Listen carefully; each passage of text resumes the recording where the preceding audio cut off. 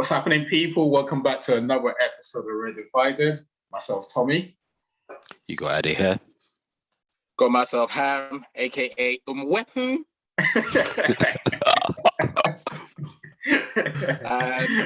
Drew, you don't need me to introduce. So introduce yourself, bro. You're like a regular now. I was gonna say I've been on enough times that I can do my own introduction. Yeah. So I think I might take a leaf out of Ham's book and say Drew, aka Diogo Mane. I'll go for I like that. I like how you haven't used Mohamed or Salah, so that's letting me know your train of thought already. gives you a sneak peek to my thoughts. Yeah. But obviously, we're gonna get into that, man. We're gonna get into this rivalry in quotation marks from me. I've got a lot to say about that as well. We're gonna get into the game as well. But before we do that, how's everyone's week? All good. Less, man. Same old, to be honest. Yeah, no complaints here either. Yeah, just waiting for the bank holidays. Wives happy, girlfriends happy, kids happy. We thank God. I think so, boy. We thank God. Side chicks. Don't forget the side chicks as well. This is the month of Ramadan and you're still asking about side chicks. I was gonna say. I mean, I don't have either because I'm fasted. Like Mane. Like Mane. Me and Mane are both fasted. But Ham, you were swearing at me during the week, bro. You sure you're fully fasted? No. Should I expose our messages to everybody? Someone's about to get cancelled. Yeah, I told him, yeah, I'm a Chris Rock him one day when I see him. I've had enough of the banter. I've had enough. Not knowing that Everton would have the last laugh. Oh yeah, bro. But before we even get into those two abysmal teams that myself and my two brothers support, we're gonna spend 90 seconds on Arsenal and United combined on this episode. But let's go straight into it. And the reason why we got you on there is a Liverpool person. So I'd love to get like a Man City fan, but listen, Man City fans don't live in London, innit? So they're hard to come by. Unlike United fans, shots fired. We're using the internet, bro. We're using the internet. What did you say? We're using the internet. We can get hold of them. No, they don't exist, bro. No. I think the only City fans we know, Drew, is David Palmer Barnes, isn't it? Yeah. Still speak to him occasionally. Yeah. Nah, he was a good one for football. But let's go straight into the game, though, man. Obviously, take it away. Your thoughts, post-match reaction. Talk about your thoughts before the game, what you wanted to get out of it. You know the deal. Just and then Tom and myself and Adam will chip in. Yeah, I mean, before the game, my thinking was just don't lose. That was the minimum. We could not lose this game. That was not an option. If we lost the game, then we were out of the title race, in my opinion. Okay. But I really did want to win the game, of course, just to put that pressure on City of us having an actual proper lead with a couple of points would have been great. But knowing that, a draw doesn't put us out of it. I mean, I think they're still the favourites, but, we're still very much in contention. But I would have felt a defeat would have been too much of a hurdle to overcome. So that was my first thought, just we can't lose today. But yeah, as this is the game that's been on the calendar that I've been, looking at for a couple of months. And as the days got closer, the build-up started. It's the only thing we've been seeing in the sports media all week. The nerves were today. I mean, I woke up today and I didn't even know what to do with myself. I woke up at 8:30 on a Sunday morning, and you never see me before 11 o'clock on a Sunday. Woke up thinking about the game, so I thought, what can I do? I went out and went for a run just to kill some time, basically. So I wasn't thinking about it all day. I think I must have listened to every podcast, read every newspaper article in preparation. It's been a tense week just knowing, what's riding on this game. If you win, it puts you in a position. If you lose, then, it can be a potentially put a huge damper on your season. So yeah, it was a unique build up because, it's just such a huge build up.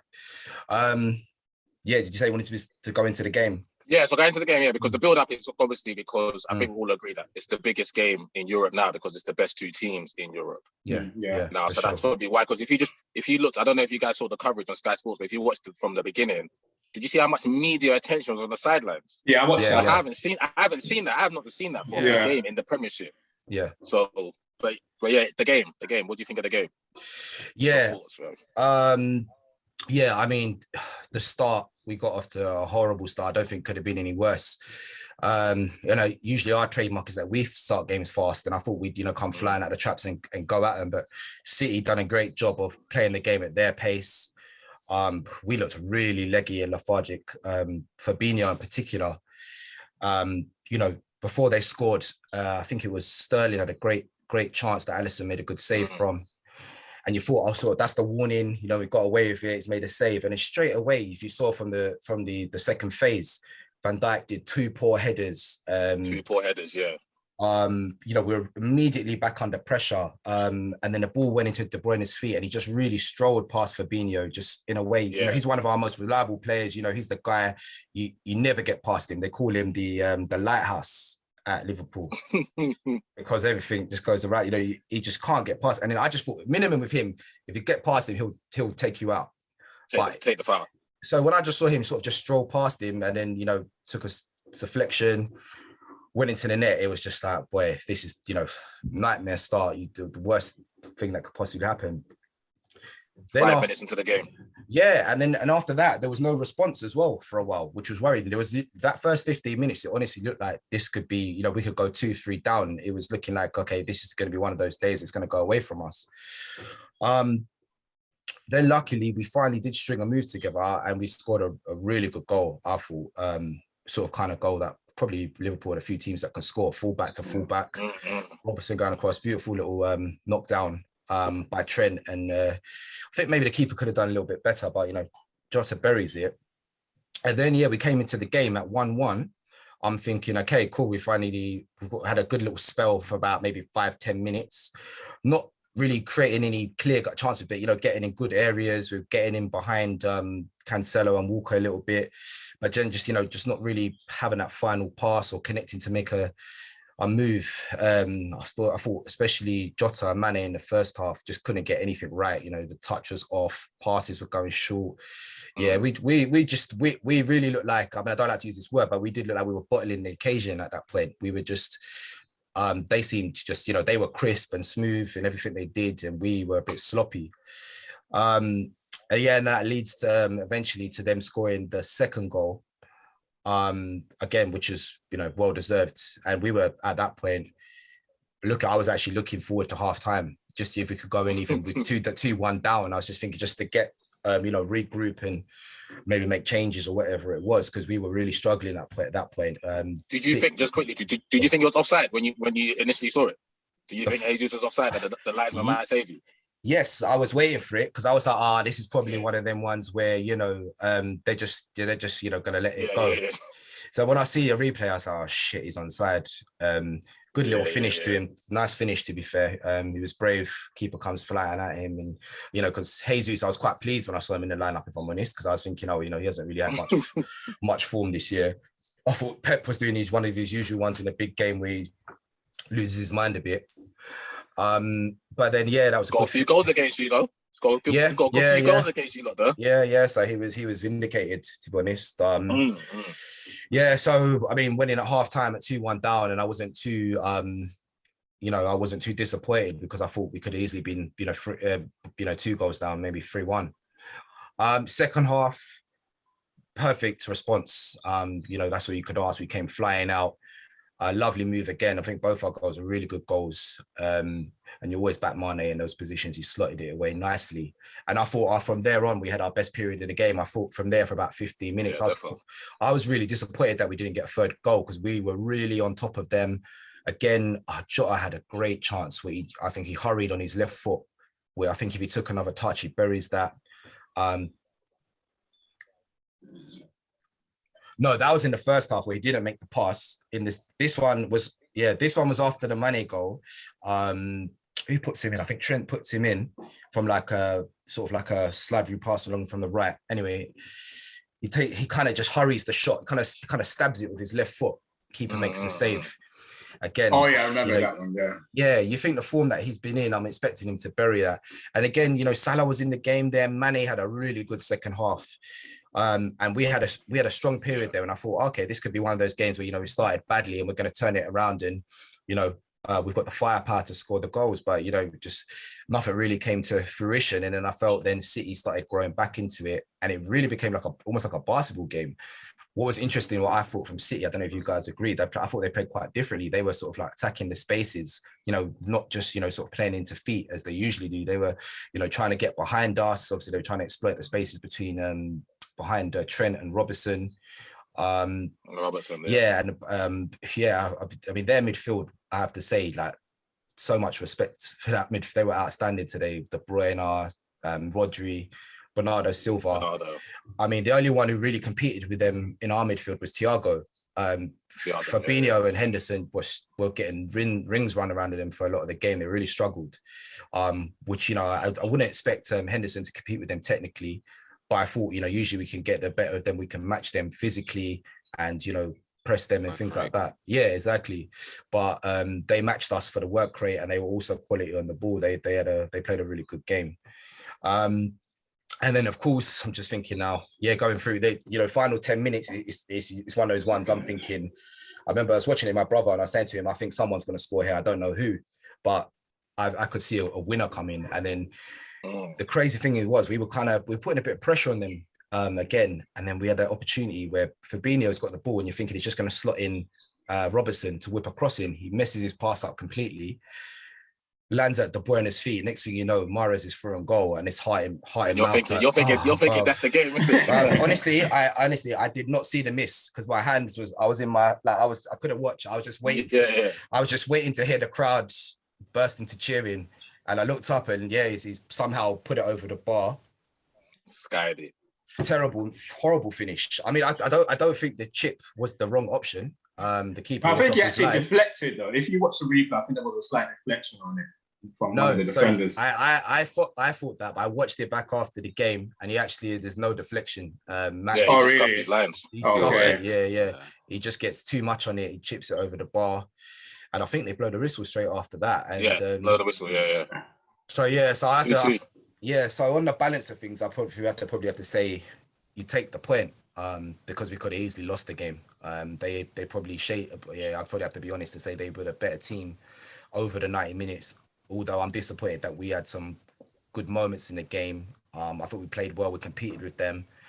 But it just wasn't to be today. But just to sort of shout out to both teams, because I'd love to get your views as neutrals. It was just, I thought, just a real high quality game of football, and against Man City are just such a good opponent. I mean, I think, most times now when I'm watching Liverpool games, we feel like the favourites and strong favourites a lot of the time now. Yeah, you are. You're always the favourite. But this is, it was a strange feeling to have that game where I was like, wow, this team is so good.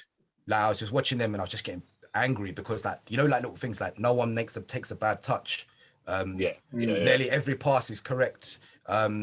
Carl Walker was doing my head in, like getting the ball over the top, and he's just got this crazy pace to get back in, and it was just so frustrating because you're thinking out of sort of envy that, wow, this is our team that's that's equal to us, who's matching us.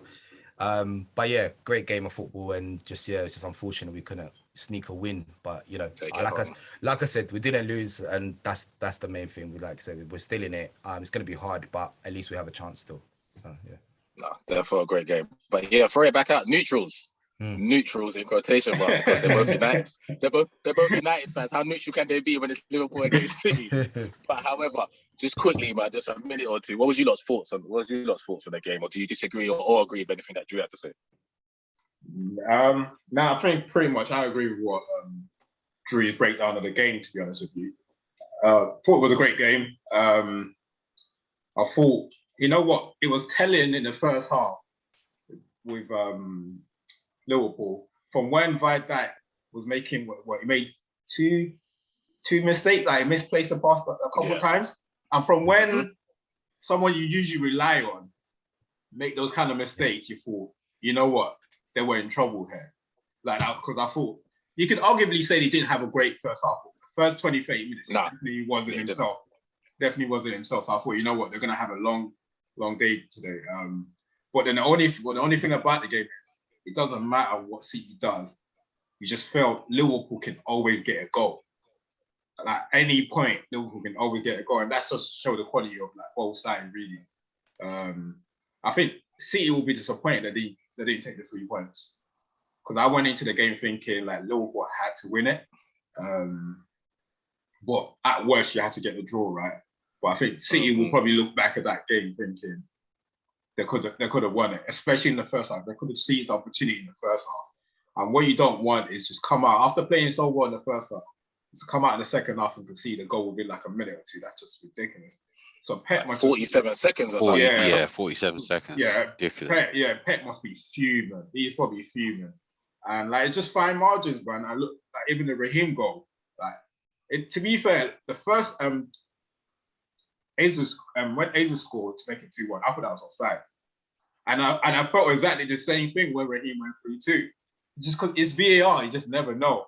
But it's fine margins. It was tight, and look, those little moments, can be pivotal at the end of the season for Liverpool. Who knows, innit? But yeah, no, it was a good game, man. I enjoyed it.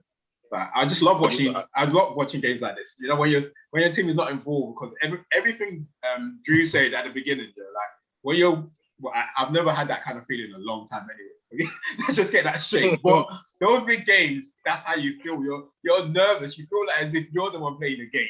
Like you wake up, you wouldn't know what to do with yourself. You're trying to watch all this. You're trying to like get your mind away from it. But yet again, you want to know the news and see who's played and so forth. So yeah, no. But as a neutral, it was like a great game to watch. It's a quality game. But I just want to ask you one question. What do you think? Fair result? Yes, no? I think City should have won it. I thought City should have won it. Okay. Yeah, I thought City should have won it. Just moving on, Ade. What are you saying? What was your thoughts? Quickly. Yeah, no, I enjoyed the game. I think one big thing for me is the contrast in the footballing styles, but you can still result in like a draw like that, right? Ultimately, I've always said I think City played a better football, but I do prefer Liverpool style. Like Liverpool style is the way I would want to play football. And as much as City, obviously they started off the game really well, controlled the game, but Liverpool are always going to get those chances.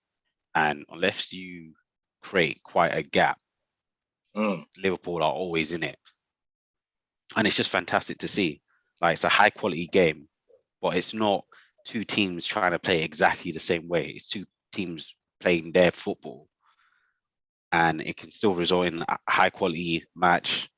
And I think ultimately going forward, it still just suggests that you don't know who's going to win the title next season.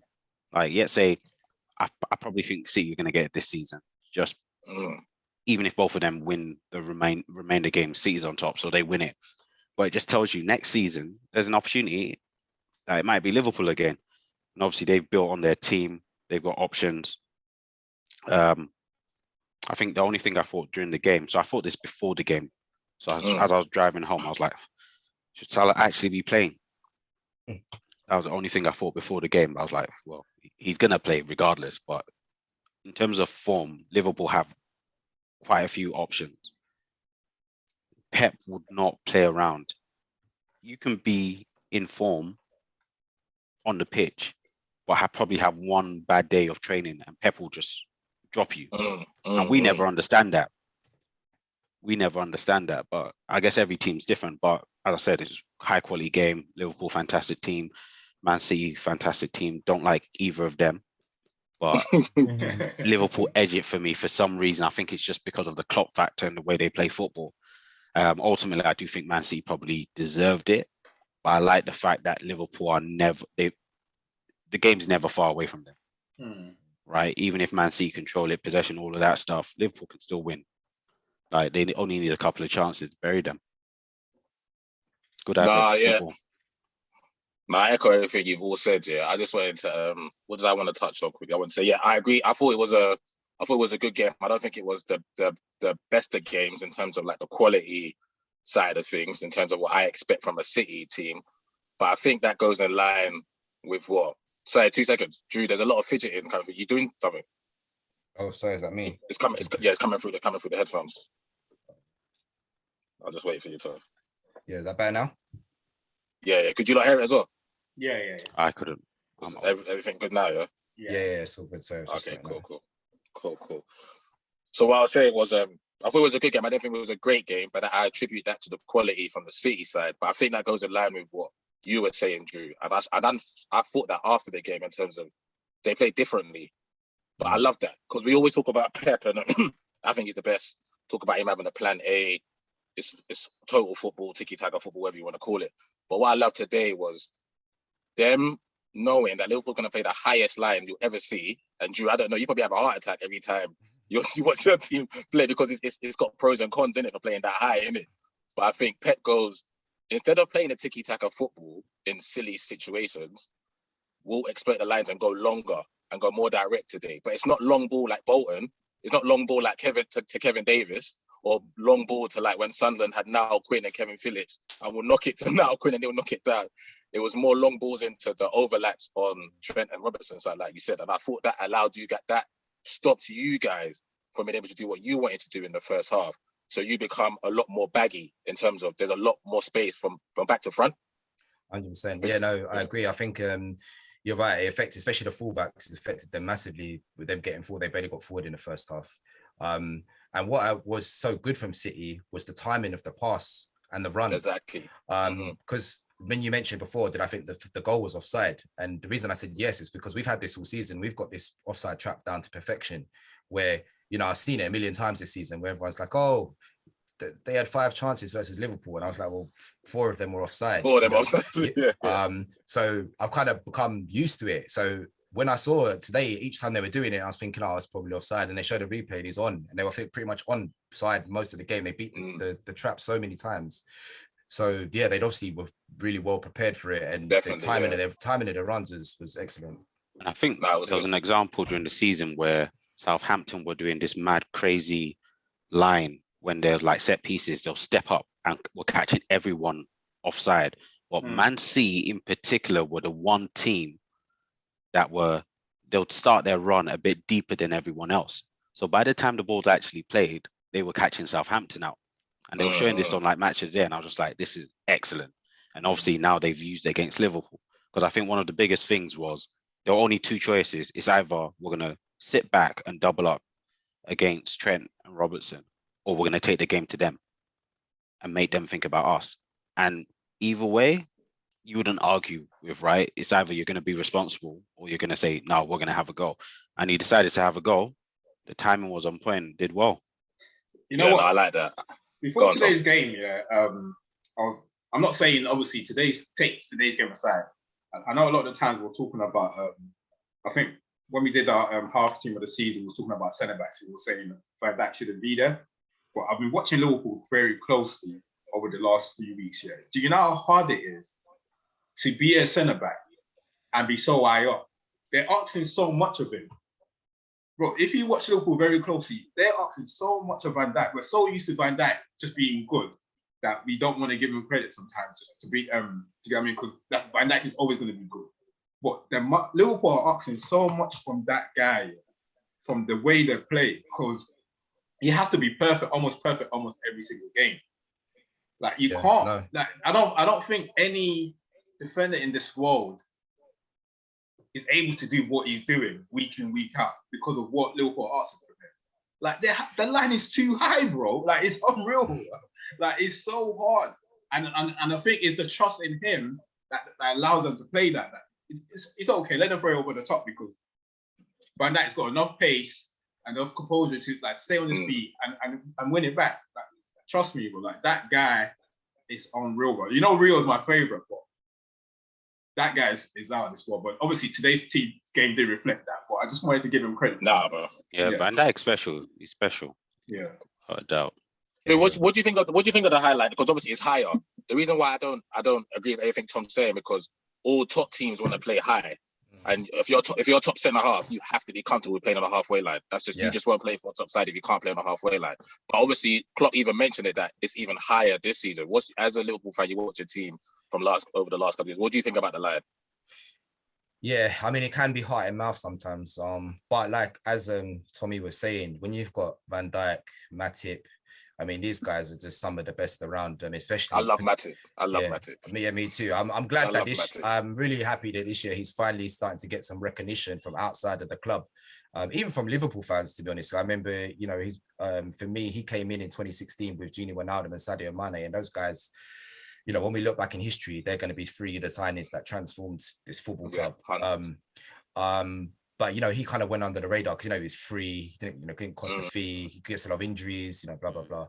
But you know, when he's fit, he's incredible. And then obviously, as Tommy said, Van Dijk is just, you know, a special player. You know, he's put in circumstances that not many defenders could maybe handle. You know, you were mentioning about how high our line is, and you know, you think we play our fullback so high up the pitch compared to people could like compare Trent to say Reece. Yeah, you took the words out of my mouth. Yeah, but he's got three centre backs behind it. We play fullbacks like we've got with two centre backs, and they're also high up the pitch. So you got Fabi in there, isn't it? Fabi's super important to that. But yeah, exactly, and that's what I'm saying. So all of the pieces, that's why the midfield is set up the way it is. It's maybe not as glamorous as some people would like, but because Fabinho and Henderson, they fill in and help out to plug those gaps when people go forward. And with the high line, yeah, it's one of those things. I think I'm just used to it now. Like I said, I think at the beginning we're like, you know, it seems suicidal, but the amount of times we catch people offside, or if there is a time where someone gets onside, you know, Van Dijk's got pace to get back. Weeps it up.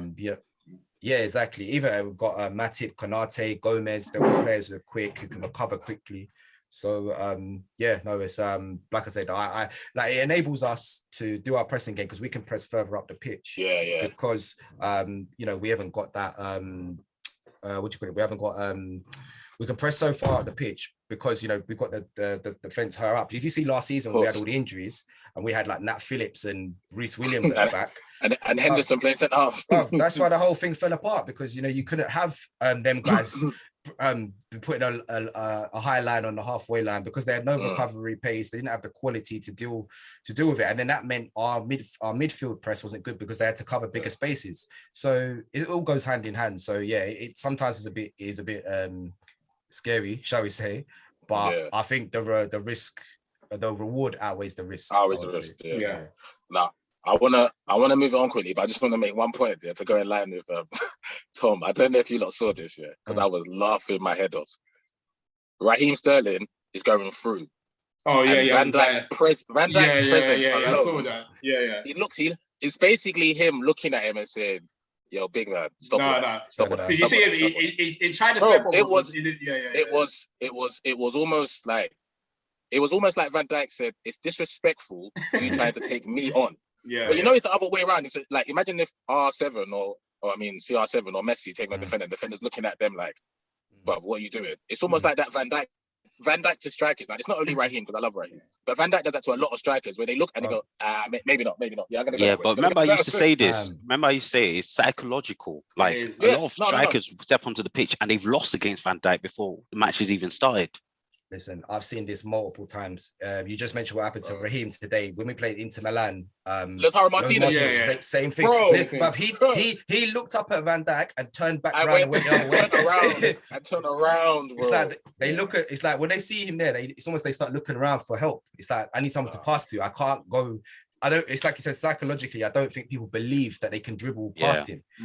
So, and that's such a big part of his presence as a defender. But you know what? Just touching on what I'm saying. You're saying with like big teams, like the defenders are expected to play on that high line.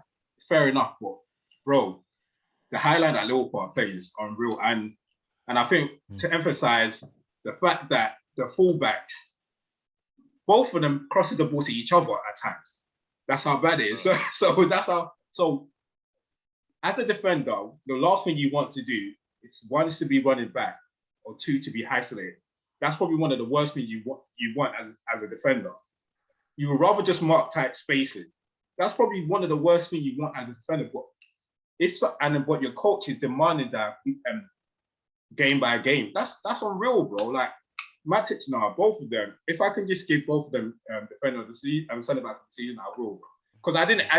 I'll be honest with you. I know it might sound as if like I'm going over the top, but I didn't. I underestimated it at the beginning of the season, because I remember I was just thinking, no, this defenders are better than them. I mean, I've been playing much better than them. But if you watch Liverpool closely and what they expect both of them to do, Like they pretty much just leave them to it at times. I know like Fabinho is there to help them at times, but I think he's the only one really and truly that helps them. But it's unreal, man. But they get the reward from it, innit? So now well done to them. You know what? Yeah. Before I do move into the next one, I just wanted to say maybe another day. Yeah, we'll have an episode about. Wait, Jude, what's up? No, I'm here, bro. Sorry. Oh, you're still there. Yeah. Maybe another day we'll have an episode about centre halves, and I want to have it specifically around a point that Rio made because he made a proper good point. Because it's no hate to Van Dijk, it's no shade to him, but Van Dijk 9 times out of 10 is playing against one, and he's got a partner. Today he played against no striker. But the times when you got Rio, Sol Campbell, John Terry, Carvalho, Vidic, they're playing against 2 strikers because everyone's playing 4-4-2 them times. So you're thinking about Rio and Vidic, when they play us at our peak, they got to go against Henry and Dennis Bergkamp. They play Chelsea, I can't remember who, Jimmy Floyd Hasselbank and Good Johnson. You even play Sunderland, like I mentioned before, Niall Quinn, Kevin Phillips.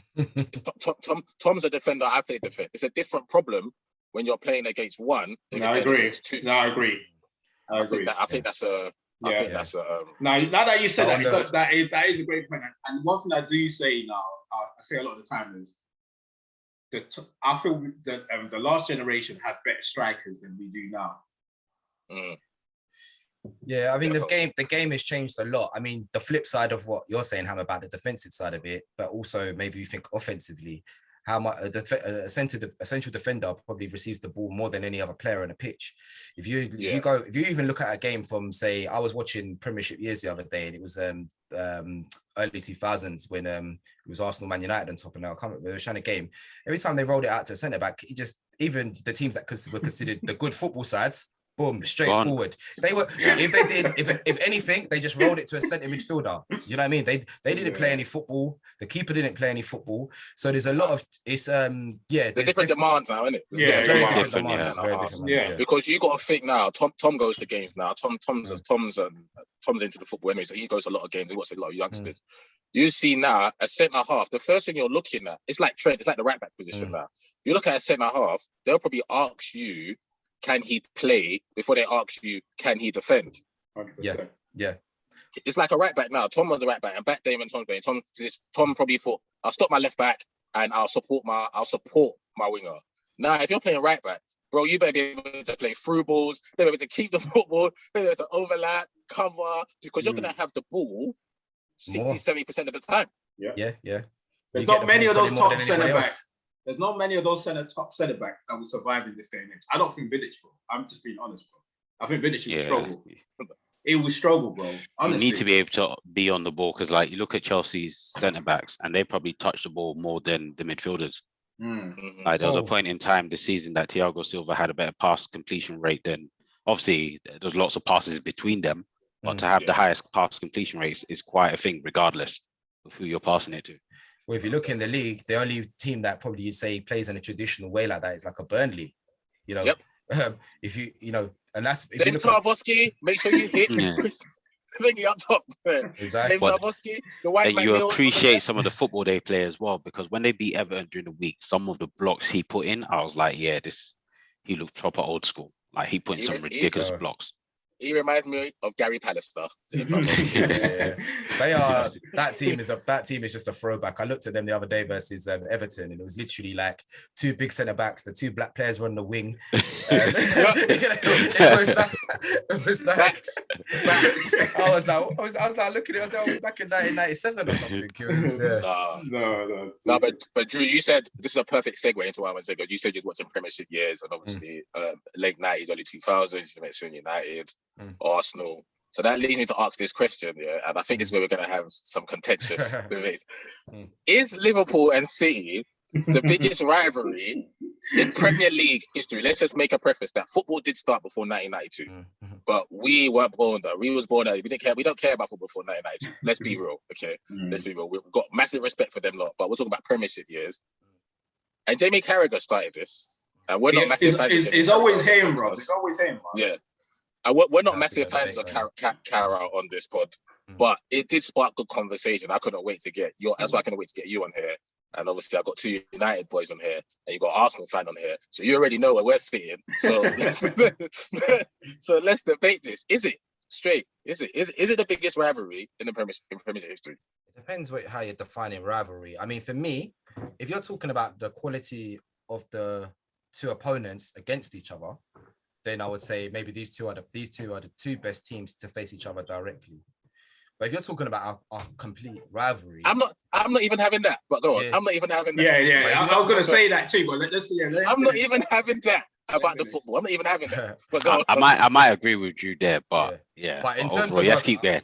But in terms of a complete rivalry, no way, because there isn't the rivalry is so much more than just the game on the pitch. It's the two managers, it's the sets of fans. And let's be real, no one really gives a shit about Man City. Like I said, look at us here. We're Arsenal fans, Liverpool fans. When we were kids, I'm sure you had the same thing in school. Yeah. You don't come across Manchester City fans to Whereas, so I'd say if you're looking at Premiership years, you look at Arsenal and Man United from, let's say, about 1998 to maybe 2003, 4. That was those two sets. The players hated each other, the managers hated each other, the fans hated each other.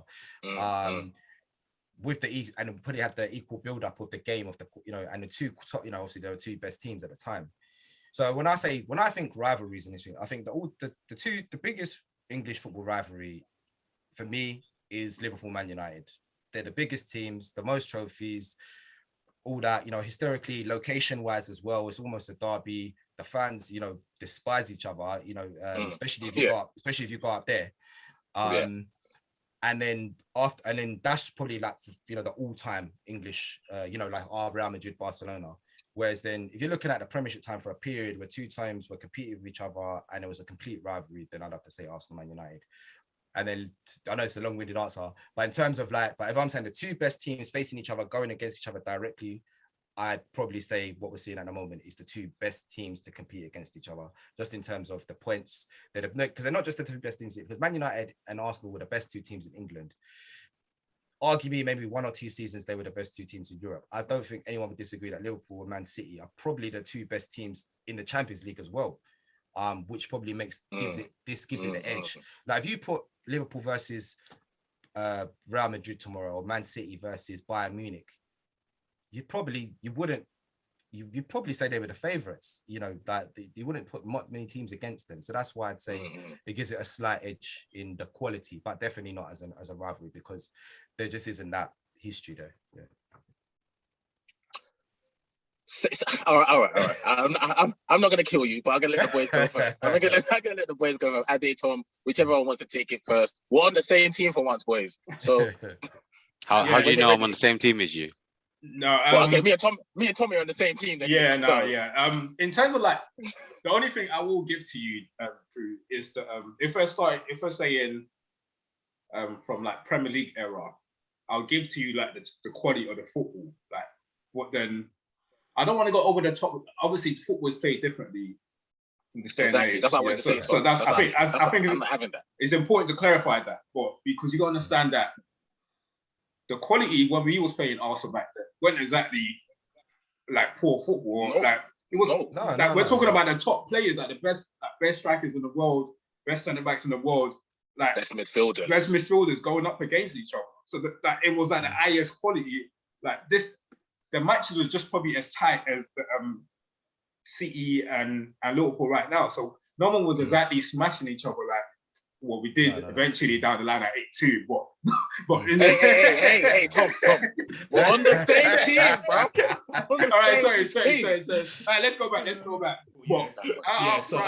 The other point, apart from the quality, the other point is that it didn't have the same aggression, despite dislike, obviously the Arsenal United did.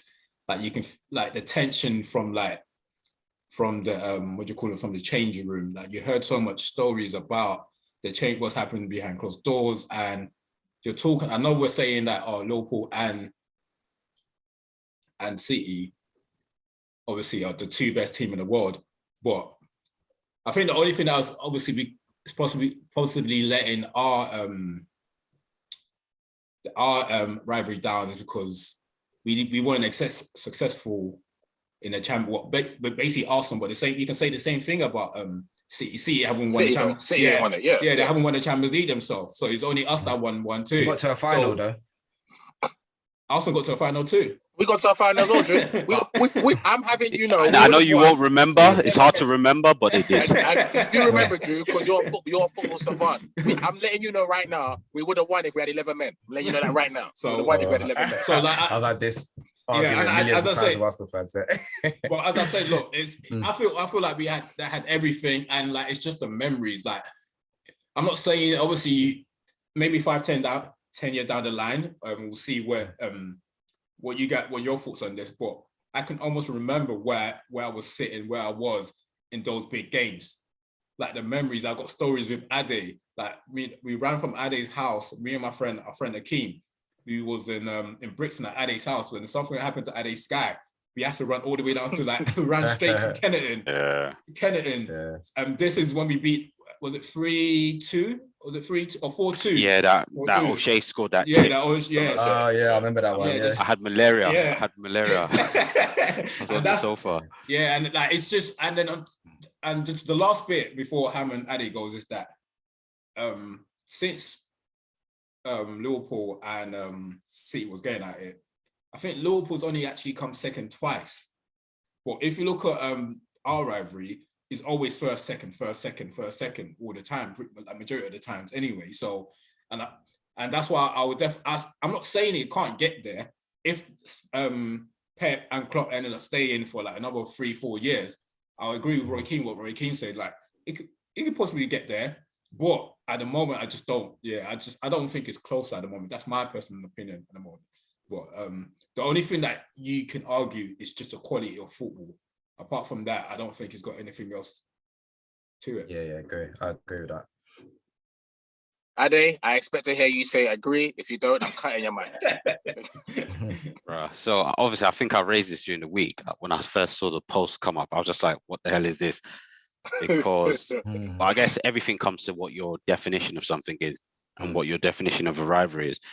And I just couldn't see it, right? Man City, Liverpool, I think their teams and their football are, obviously it's different times, but I do think they've taken it to another level. But I don't think that's necessarily created a rivalry. Obviously, they're competing for stuff, but I'm not sure if it's created a rivalry in that sense. Obviously, you look back at the United Arsenal team, you had like, those were fierce battles. Like you had the Vieira, Keane, you can remember that off the top of your head easily. And as Tom said, I think it was 5 out of 6 seasons were first, second. It was just constant like that. But when you talk about Man City, Liverpool, yeah, I think it's maybe 3 times that they've been first and second. Other than that, like there's been someone in between them or they've absolutely battered each other. It's been a gap of like 18 points.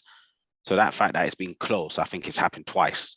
And that's it. So I don't think there's enough to say a rivalry yet. There's also the Brendan Rodgers season, though. Don't forget that one. People will forget that one. That was also very close versus. Oh yeah. Forget about that. But yeah, so maybe like 3 seasons. We don't speak about that one because Pep weren't there. So we don't speak about that one. We only speak about Pep and Klopp here. Yeah. Pep and Klopp, the recent. But yeah, I think the rivalry talk. I think it was a bit premature from Carragher. I think his mouth was just running. Yeah, I think he was talking about, like I said before, the two quality of the teams. The levels. Because you're right, because there's no comparison in the rivalry. Like I said, for me as a fan, like I said, I look at the City game as our most difficult of the season. But if you ask me rivalry, the one I'm more worried about, United, Arsenal. And if you're a Scouser, Everton, those are the ones that I'm worried about because if I lose versus Man United or Arsenal, that's the one I'm going to get bantered with from my friends. I like we said before, I know one Man City fan.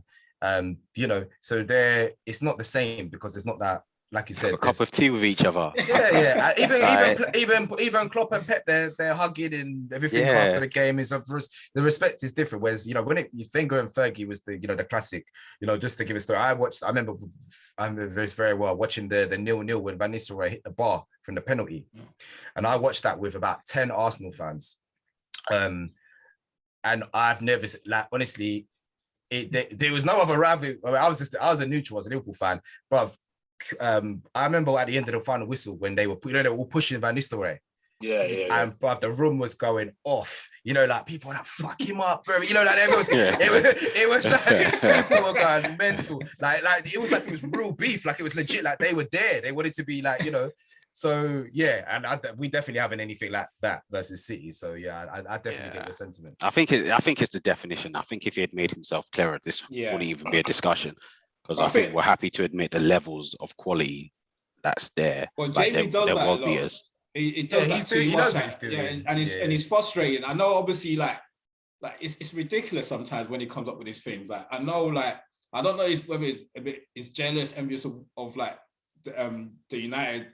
The times United has had or Arsenal has had. Shouldn't be jealous of us. It was a long time ago. Yeah, but what I'm trying to say is, the point I'm trying to make is that, bro, like you've won one Premier League. It's like every time he wants to start some sort of conversation how Liverpool is the best to do this. You won one Premier League, he's saying they're the best Premier League team ever.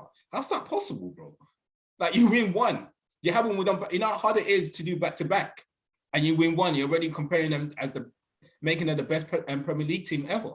It's just, it needs to stop that, man. Like, and I think it's taken away from Liverpool's achievement every time it comes up. Yeah, because people will start arguing. They won't appreciate what Liverpool's done. They're just gonna be saying, "Why are you gonna say that?" As opposed to don't make any of those comments. We're gonna appreciate Liverpool regardless. Like, if you look at City, we don't like as a fan, we. Tag Tom. Okay, go. All right, take me when you're ready. All right, take go. Tag me when you're ready. Last bit. Like, even with City, like City's record speaks for itself. We glorify City because, like, even as a United fan, you can't deny what City is doing. You don't really have much people going on and say City. You can even argue City's team is probably one of the greatest Premier League team ever. But then when he keeps coming up with all this bullshit, bro, I just think, you know, forget this guy, man. I can't stand him, but Ham, take it away. Drew, you know I love you, man. You're my brother, man. I love you, man. We've gone from work colleagues to actually friends to now you're my bro. You're like how I see Ade and Tom. That's how I see you. You're my brother. But I gotta kill this nonsense right now. Yeah? Let's say, and I'm not saying if because I picked City to win the league. Yeah. So when City win the league, they would have won it 4 times out of 5. Out of the last 5 years, they won it 4 out of 5. Tell me in what planet is that a rivalry when one team out of 5 times wins it 4? If I play you in FIFA, you beat me 2 out of 3 or 3 times out of 4, I'm putting the pad. I'm not playing you again. If we go out and you get more birds than me 10 nights in a row, I'm not coming out of you no more, Drew, because you're better looking than me. Clearly, you're getting all the birds. I'm going to have Ade and Tom. They're not as good looking as me. I'm going to get more. Okay. So first and foremost, that whole rivalry, it can't be a rivalry. So if you win 2 out, if you split it, so in the last 5 seasons, they win 3, you win 2. The argument has more legitimacy if that is the case. Because if we look back in history, we'll look back at this time and history. Let's say we have kids, or our kids in 20 years time say, "Oh, Dad, you know when in like the 2018, yeah, City won 3, Liverpool won 2." That's not dominance. It can't be viewed as dominance. It'll be viewed as they were both 2 great teams going at it and they split it. And that's where it comes in. So that's for me, it can't be. The biggest one, the best one is definitely us and that scummy team out there in Manchester, the one that wears red. But I got major respect for them. You know why? Because it was blow for blow every year. They won 1, we won. They won 2, we won. They won 3 back-to-back, we won. When we won 1, it went invincible. And they come back, Chelsea won 2 after that, and then our rivalry stopped. But when Chelsea won 2 after that, United went and regrouped and won 3 after that. So all this, Man City are a great team, and they play great football. Best football inside, the best team the Premier League has seen is Manchester United. That's without a doubt. Because like Tom said, they went back-to-back, and they won it 3 times back-to-back on 2 separate occasions. So there's no argument there. City would have to do that for me to say they're the greatest team. In terms of where they play football, yes, we can't deny that. But in terms of talking about football, before City come along, it's Arsenal. Everyone talk about Arsenal when it comes to playing football. If you're a Barcelona, Real Madrid fan, them times, whoever it is, you look when you're talking about total football and how we play football, you look at Arsenal, and we were still able to do that when we was playing that United team to the point where Fergie now goes, they're playing 4-4-2 against these lot. I'm gonna go 4-5-1. I'm gonna drop one of my strikers and drop a midfielder in there with Scholesy and Keane, or I'm gonna play Scholesy at the point and I'm gonna play Keane and someone else in there, just to stop Dennis Bergkamp from doing these things, to stop Pires from coming in, and to stop the overlap from Ashley Cole. And the last point is, like I said, for me, for a rivalry, my personal opinion, there has to be some, I can't fucking stand you. Yeah. And I look at Klopp and Guardiola, and the only thing left for them to do is to book their hotel reservation and stay in the same bedroom. They have the utmost they have the utmost respect for each other, and I get that. I fully get that. But the players don't even do anything. Robertson doesn't hit nobody. Henderson doesn't go. Henderson doesn't kick De Bruyne and at least nothing. I can't remember there being a fracas in between the two games. You let me know if there's been a blow up or anything. It seems like two teams that respect each other highly. City play the better football. Liverpool are always in it or thereabouts. And it's just like a gentleman's agreement. We played. Good luck for the rest of the season. We'll see you again next season. Like Saturday will come. It'll be an FA Cup semi-final. And that should be do or die because one of the team goes on to the final. I guarantee whoever loses, shake each other's hands. Pep and Klopp will kiss each other. See you later. We might meet in the Champions League final. The only one that got heated was the one when we beat them 3-0 the year we won the title. When Pep, remember, he was going twice. Yellow cards. Yellow cards. And I remember because he was moaning. I think Robertson pushed someone into the thing. But yeah, no, it's not a kind of that sort of level of hatred at all. It's a much more of a mutual respect. Like the cycle needs to end now. Everything is cycle. We need to go back to Arsenal United. I had enough of this Liverpool City.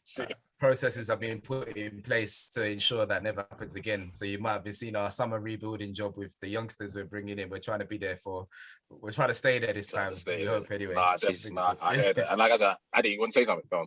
Yeah, no, that's another thing that I found interesting because obviously now you've got high forwards, 5 like top forwards, and then you've got 2 youngsters that arguably could actually start playing games in the league. So it's interesting how Harvey Elliott and Curtis Jones. No, not the wingers. I'm talking about the wingers in the forward position. Diaz. Who did they just sign? Carvalho. Yes. Carvalho. Yeah, Carvalho. Oh, Fabio. So obviously you've got Elliott and you've got Carvalho, and then you've got the other 5 in those positions. So it'll be interesting to see how he splits the time. Or realistically, somebody's leaving this summer. 1 or 2 are leaving this summer. That's possible as well. Yeah. On that topic, I think we spoke. On that topic, sorry, Adi, what are you saying about Salah, Drew? What's your thoughts on Salah's situation? On Salah? Yeah. I think he will stay. Well, I should say I hope he will stay probably.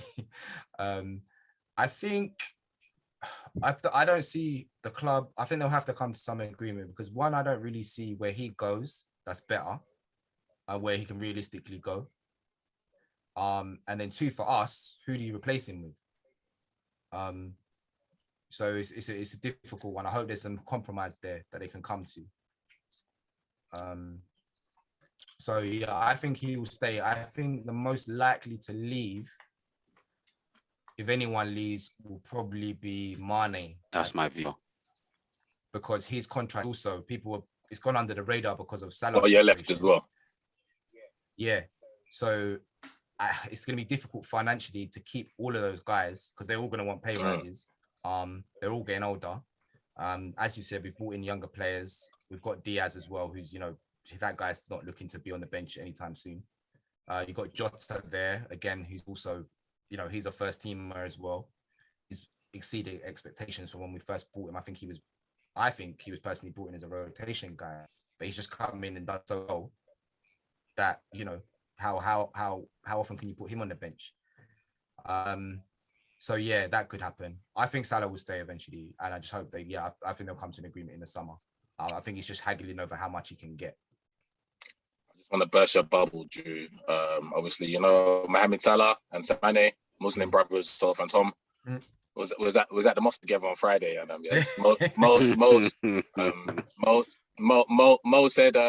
Mo said it's at a crossroad, so he wants more money, and Liverpool are not budging. So he's not gonna drop his demands because he deserves it, and he's very, very much right that he deserves it. And you guys are sticking to your structure, so no, Mo's not staying. He won't be staying. So think about life after Mo. But like I did say, you got Fabio Carvalho, you got Harvey Elliott, you got Luis Diaz, don't even need him. Don't worry about it. Don't need him. Right, if Mo Salah leaves, there will be riots. I'm pretty sure. No one is accepting that.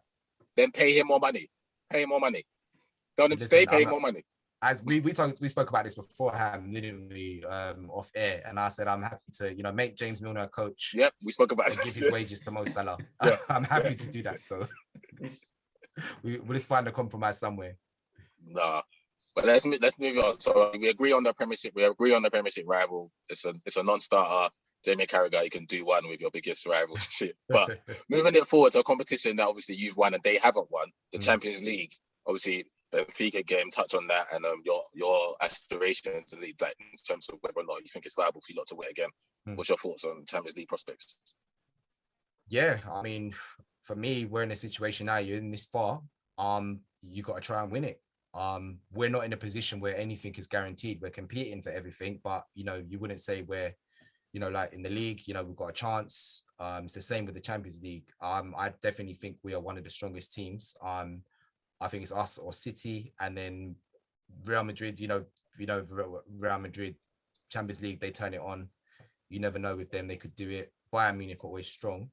If we get through Benfica, which looks likely now, we'll have Bayern Munich next. Well, saying that, they had Villarreal 1-0 up, bro. I would happily take on Villarreal in the semi-final.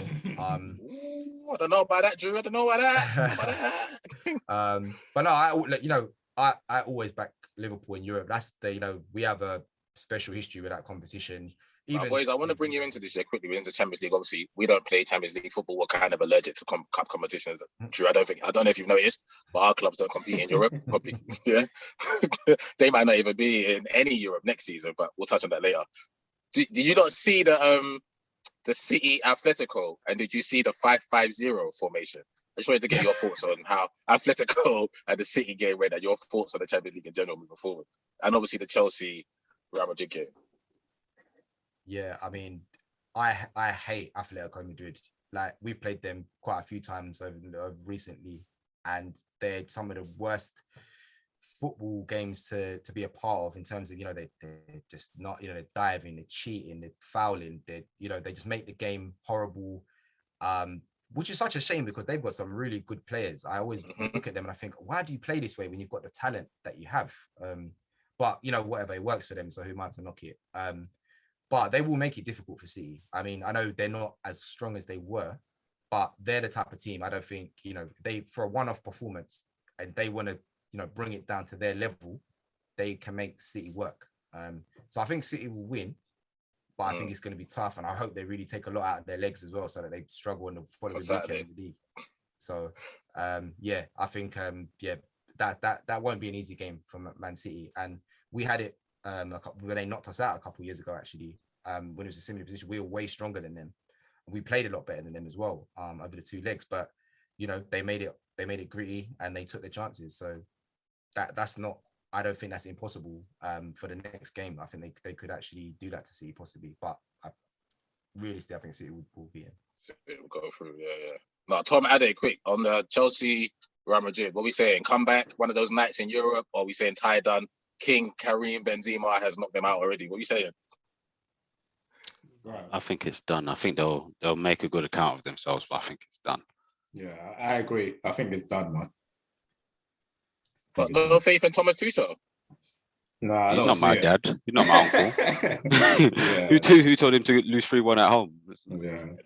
That game is over, man. 100%. Yeah. What are you saying? Remember, no away goals, an early Chelsea goal, and they don't need another goal in it, bro. Yeah, it can make it interesting. Real Madrid, when it comes to the latter stages of the Champions League, Yeah. those guys, Kroos and Modric, they just blow the dust off the boots and put on a masterclass every time. Whether Modric, they I be couldn't believe shit what I was or watching the not. other day. What was he, 35? Dude, Modric, Yeah. 35 or 36. He's an OG. And they just put on a clinic of just keeping the ball, passing, and I've backed them to go through now. So we're saying Liverpool are through, City are through, Real are through. My old manager, Unai Emery, is doing the impossible with Villarreal. So last prediction, what we say, Villarreal hold out and knock Bayern out, or Bayern turn it around? I want Bayern. They're around the houses. To be honest, I want Bayern to turn it around because I want a good game against Liverpool. I don't want Liverpool to just stroll to the final because at the Don't moment be disrespecting Villarreal.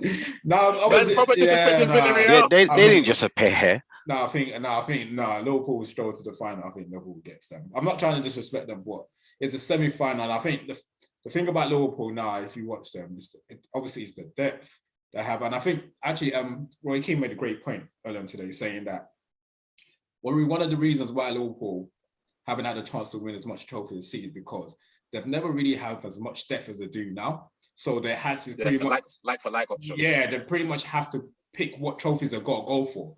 They didn't have the luxury of like resting players and playing them in those obviously FA Cup and the League Cup. But now they've got the luxury of players. I just don't see it, man. Liverpool just got to stroll through Villarreal. So I hope Bayern Munich goes through because I think that's a better game. Not saying Liverpool will beat them, Bayern. Yeah, Bayern at home. Yeah, they'll win. They'll win. I think they'll try and make it difficult, but they'll have too much quality in it. It'll be because even they struggled versus Salzburg. They played the other day at home in the league. They needed a Lewandowski penalty to beat Augsburg or something. They've been struggling. Yeah. And I personally, I don't put it past Villarreal to beat them this week. I really don't. Yeah, that's my view as well. I think obviously Bayern are the better team, but if Villarreal make it through, I won't be shocked. I won't be shocked. No, I agree. That's what I want. I'm hopeful that Bayern can go through. I'm praying that Bayern goes because I would love to see Bayern against Liverpool. But then yet again, that might be like Liverpool, like Bayern's defense is so bad that I think it might just fall. Liverpool can just walk through them. Yeah, I'll be honest. I wouldn't be as scared as Bayern as I usually would be. If it is them. So like I said, I'm not. I hope it's Villarreal, but if it is Bayern, I'm not saying it's still Bayern Munich, but it's not the Bayern of years gone by. I would say. Quick question, Drew. If you have to pick one, sorry, Ham, Premier League or Champions League, which one would you pick? Right now. I would. I keep changing my mind. Just because, but let's just like say we just had that conversation. We've been having similar conversations with other people, and sometimes, so I think maybe the Prem, just so we could say, look, we've got our 2 Premier Leagues now. Man City have got 3, we've got 2. As Sam was saying, it's a proper rivalry. All that sort of put that to bed, sort of thing. But then it's also like if we get in the Champions League, 2 Champions Leagues. But if we win the Champions League, that will be our 7th. Big boys. That will put us joint second. So the recognition that brings you is, like I said, how do you choose between the 2? But maybe slightly leaning to the league just because of, like I said, we can have our 2nd Premier League title. Say that we're, like I said, we competed with City, and also because we didn't get to celebrate it with the fans last time as well. Maybe gives it a slight edge where I've celebrated, winning a European Cup, and I've been in Liverpool and seen those celebrations, and it was unbelievable. So I'd love to see that for a league title. So yeah, I'll just give the edge slightly to the Premier League. Okay, enough about all this happy stuff, guys. We've come to the segment, the part of the episode where it gets depressing. Very bad. We don't have time though, so we have to just speed through it. We don't have time anymore. We have to speed through it. I'm gonna just ask you guys in 30 seconds. United. I'm gonna start with United. Obviously, we shit the bed as well, lost the Brighton. But we're gonna start with United. Sean Dyche said in midweek to his boys at halftime, I don't think these lot know how to win a game of football. He was referring to Everton. Everton beat United. They won a game of football. The Burnley manager said, I don't think they know how to. Over to you, Ade and Tom. What do you think about the performance, the result, everything? What does that put your side? Somebody should have said that to our team. Maybe they would have realised. Our manager didn't tell us that. Maybe. Yeah, I've got nothing to say. So Tom. To be honest, I didn't get the opportunity to watch the game, but I was thankful I didn't watch the game because, like, losing to Everton just epitomized our whole season. Do you get what I mean? Like, Everton, like, Everton. Who are they? The last 3 weeks, we've talked about how bad the defenders are. We can't get goal against them. On top of that, they beat us one. It just epitomized the whole season. It's a clean sheet with Michael King. It's ridiculous. It's just ridiculous. There's not much to say because we're just gonna we're just going to be repeating what we said over the last few weeks. Like the team is just, it's a shambles, man. Honestly, it's beyond embarrassing now. When I saw, like, I was out, so I haven't heard anything. I was thinking, what's going on? I haven't heard anything. Like, no one's really messaged. I was thinking, you know what? To stop, so we don't get that embarrassment, I'll take a draw. Then when at the end of the game, when I realized we lost, I think, oh, you know what? It doesn't get any more embarrassing than this, man. To Everton, bro. All right, cool. So we spoke about United from one shit team to another shit team, my team, and not that where's Red in North London. No really talk about us too much. We shit the bed, lost to Brighton, another appalling performance. Conte, you miracle worker, take Tottenham to Champions League football. And right now, my season, there's only 3 positions I want us to finish: 4th, 5th, or 7th. Either we play Champions League football, Europa League football, or we miss Europe altogether. 7th gets you the conference. 7th is conference, bro. 6 is conference. 6 is conference. 7th is conference. 7th. According to Flash Score, when you look at the table, they need to update. Conference. They haven't updated yet. 7th is conference. Yeah, because we won the Carabao. I think that means 7th gets conference. Oh, you won the Carabao. Why are you winning the Carabao, Drew, man? Apologies, bro. You don't want them to win anything like us. Okay, so we just got to finish 5th then. We got to finish 5th. Cool. Yeah. All right. So I'm moving on to the last segment of the show. It's something different this week. I've got a quick fire round. It's quick fire. So I just need you. I'm going to throw the questions out to you. I just need your answers. I don't want none of that. I don't know. I'm not sure. Just give me an answer, okay? So I got 10 questions here, yeah? Cool. None of them is factual, it's just your opinion. So the first one, and we're gonna just go in what's in front of me. So I've got Ade, Tom, Drew, yeah? Yeah. Just gonna go in that order. Cool. So first question. Everton go down. Name one player you will take from them to add to your squad. Jordan Pickford, sub goalkeeper.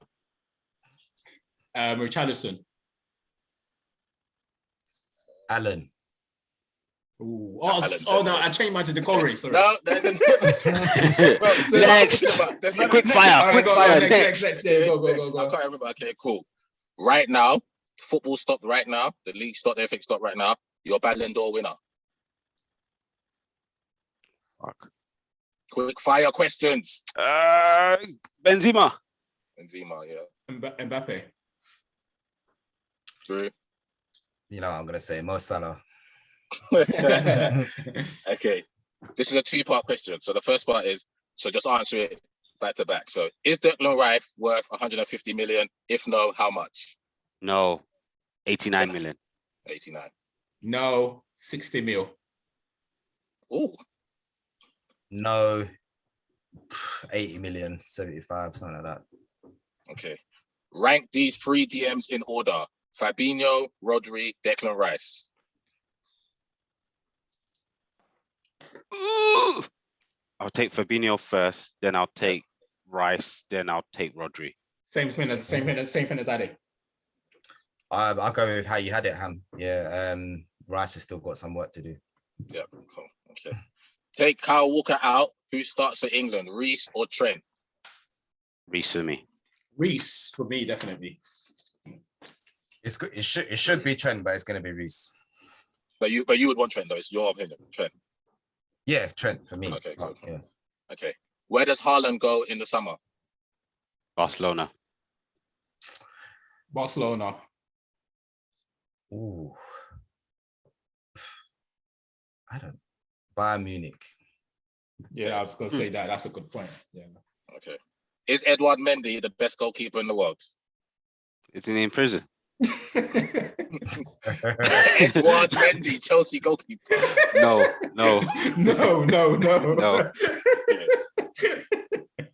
True. All those black guys look the same to me. Sorry. No. Salah, stay or go next season? Stay. Go. Stay. Okay. Stay. Yeah. Okay.